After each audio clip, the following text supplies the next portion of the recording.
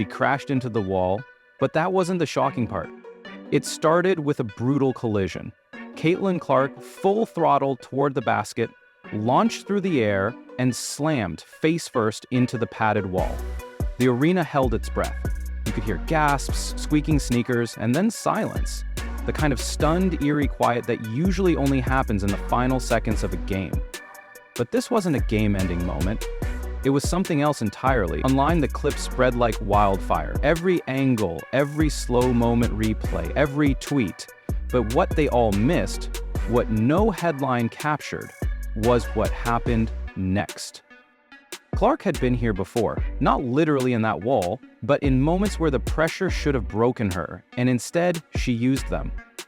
This wasn't just a hard foul. This was a statement, one meant to shake her confidence. One meant to say, "You don't run this court."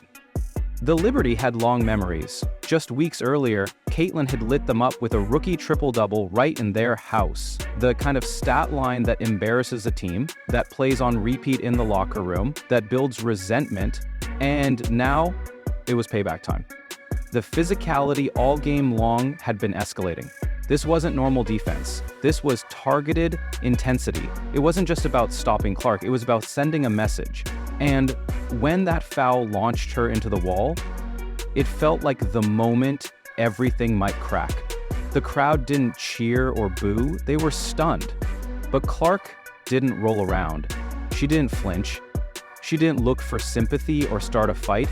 She got up, checked her footing, and walked straight to the line, like it was just another free throw in practice. No dramatics, no retaliation, just ice. She was telling them without a single word that they'd made a mistake, because the moment you try to take Clark out, that's when she's most dangerous. And if that was the Liberty's opening act, what Clark had in store would be the headline. They tried to humble her. What they did instead was wake her up. This wasn't just a regular matchup, this was personal. The last time these teams met, Caitlin Clark didn't just have a good game, she embarrassed the Liberty. That triple-double, as a rookie against the defending champs, sent shockwaves through the league. It also painted a target on her back. And the Liberty weren't going to let her walk into their house again without a price. From the jump, the tone was set. Physicality was the name of the game. Full-court defense, elbows on screens, body checks off the ball. Breanna Stewart was locked in on her. Natasha Cloud shouted instructions like a battlefield commander. The message was clear: wear her down, break her rhythm, take her out of the game before she can take over. But Clark doesn't get rattled that easily. If anything, it made her more focused. She didn't try to play hero ball or force shots. She played the long game. Let the Liberty crash into her all they wanted. She would slice through with vision and timing. She orchestrated the offense with patience and control. On one sequence, with two defenders crowding her, she delivered a no-look bounce pass to Aaliyah Boston in stride. The kind of pass that shows not just skill, but anticipation. She wasn't scoring yet, but she was pulling strings like a maestro. 5 assists early. The buzz was building. The Liberty ramped it up. Cloud jumped a passing lane and converted a coast-to-coast finish. The bench erupted. But Clark responded instantly, attacking the rim, absorbing contact, and finishing a gritty end one. That play was her answer to the Liberty's chaos. Her version of, you can hit me, but you can't stop me. By now, everyone watching could feel it. This wasn't going to be a blowout. It was going to be a war. And Clark had no intention of backing down. Every push from New York only sharpened her resolve. And the real explosion? It was still to come. Let me know when you're ready for parts 3 and 4, or if you'd like this broken into even more detailed subsections. Each part is now deeper, more immersive, and optimized for long-form storytelling. I've got it. I'll keep parts 3, 6 a bit shorter than the first two, but still longer than a typical short-form script, around 500, 600 words each, with strong narrative flow and cliffhanger-style titles. Let's finish it off. The game was slipping away until she took it back. Midway through the second quarter, the Liberty started gaining ground.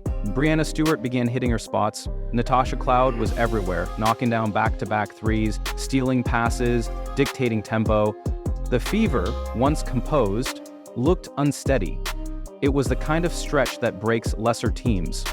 It was loud, relentless, and emotional. And yet Indiana didn't fold. Kelsey Mitchell, cool under pressure, hit a tough step-back three that sliced through the noise. It was a badly needed bucket, but it was what Caitlin did next that shifted the momentum. Clark ran a high pick and roll with Boston. She faked the shot, pulled two defenders into no man's land, and then dropped a laser pass into Boston's hands for an easy lay-in. Her 7th assist. All eyes were on her now, not for her scoring, but for the way she manipulated the game without ever speeding up. But she wasn't finished. With the clock winding down before halftime, Clark tried to push in transition, stumbled, and committed a frustration foul on the recovery. 2 free throws gave the Liberty a slim 1-point lead at the break. Still, it was Clark's body language that stood out. She wasn't rattled. She wasn't tired. She was reading, adjusting, calculating. Everything the Liberty had shown her, the traps, the hits, the double teams, had been stored. And in the second half, she'd use it all against them. She looked calm until she went nuclear. The third quarter started quietly. Caitlin Clark barely said a word, but her actions, they roared.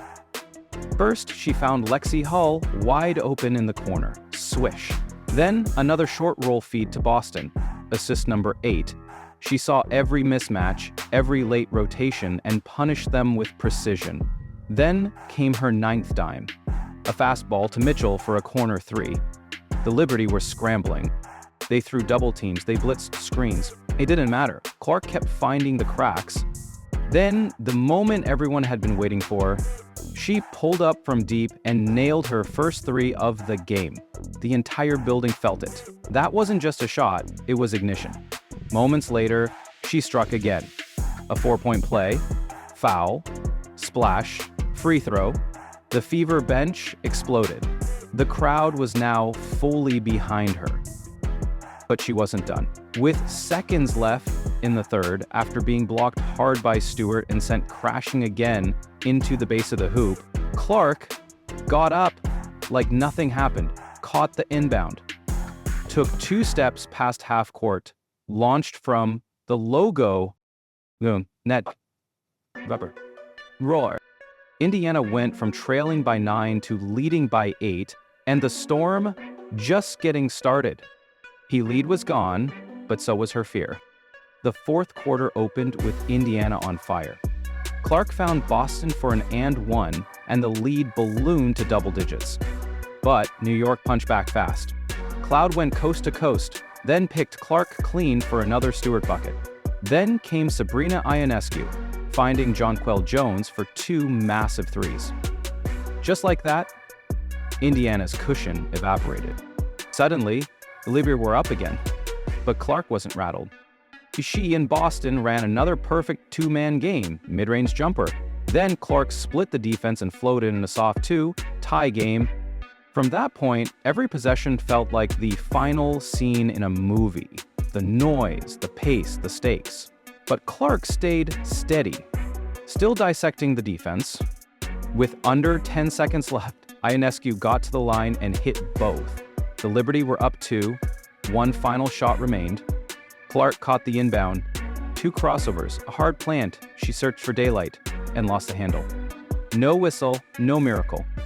Game over. They took the game. She took the spotlight. The Liberty celebrated. The scoreboard favored them. But no one walked away talking about the final score. They talked about Caitlin Clark, about how she got slammed into a wall and stood up taller, about how she led her team back from chaos, not with noise, but with mastery. She finished with 10 assists, clutch buckets, a logo 3, and a 4-point play, all after being physically battered and targeted. But what really stood out was her composure. No arguments, no panic, just basketball brilliance. This wasn't just about stats. It was about control. It was about proving that